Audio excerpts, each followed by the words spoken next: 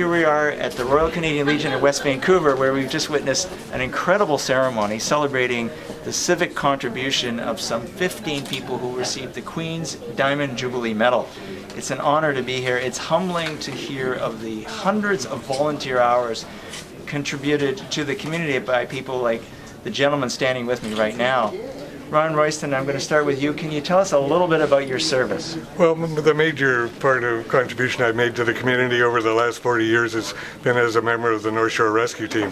I was introduced to the rescue team as I was a ski patroller on the mountain, and the new North Shore group was wanting to get some a winter training, and I was able, in my capacity at Whistler Mountain, to provide that training.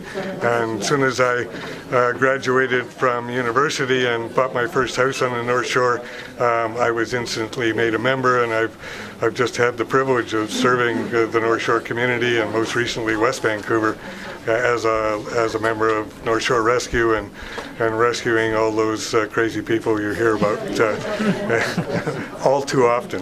Thank you. Well, thank you for doing what you do. Farouk Verji, 60 years ago, your late father received the Queen's Coronation Medal, and here you are today, yes, receiving the Queen's Diamond Jubilee Medal. Can you tell us about your service? Well, I came here from Uganda in 1973 as part of the Asian diaspora. The community was in a total state of disarray. We had no sense of identity. When I told somebody I was an Indian, they said, no, you can't be an Indian, you must be East Indian. Didn't know what that meant. In any event, my biggest challenge was to get involved and help organize our faith community around prayer houses of worship. I also sought advice from Senator Ray Perot, the senior federal politician here. I said, how do we become good Canadians? And he says, become an unhyphenated Canadian. And that is what I've tried to do all my life, by being part of the big community, being part of the mainstream. And I think I can fairly say today the Ismaili community is part of the mainstream of Canadian life. And we try and contribute in every respect, not just to our own causes. Thank you. And you've designed one of the most magnificent buildings, the Ismaili Center in Burnaby. Ismaili Center. The inspiration came from His Highness the Aga Khan, and he deserves all the credit. He was a very demanding taskmaster because he wants excellence for everything. We went to 3 architects and 3 construction companies before the project was completed. But the greatest honor for the community was to have Prime Minister Brian Mulroney do the opening. Thank you again. Michael Shields, you have some very prominent backers behind you, such as the Honorable John Fraser. Tell us something about your service and maybe how you and he have something in common.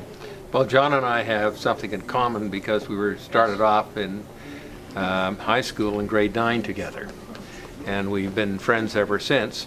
And we were both Seaforth Hounders as young soldiers back in the 50s, and later on we got re-interested in what the regiment was doing and giving support to the Canadian Forces, and I became Honorary Lieutenant Colonel while John was the Honorary Colonel.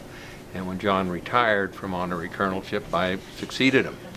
And I just would like to mention that all the Canadian militia, the reserve forces in Canada, are volunteers.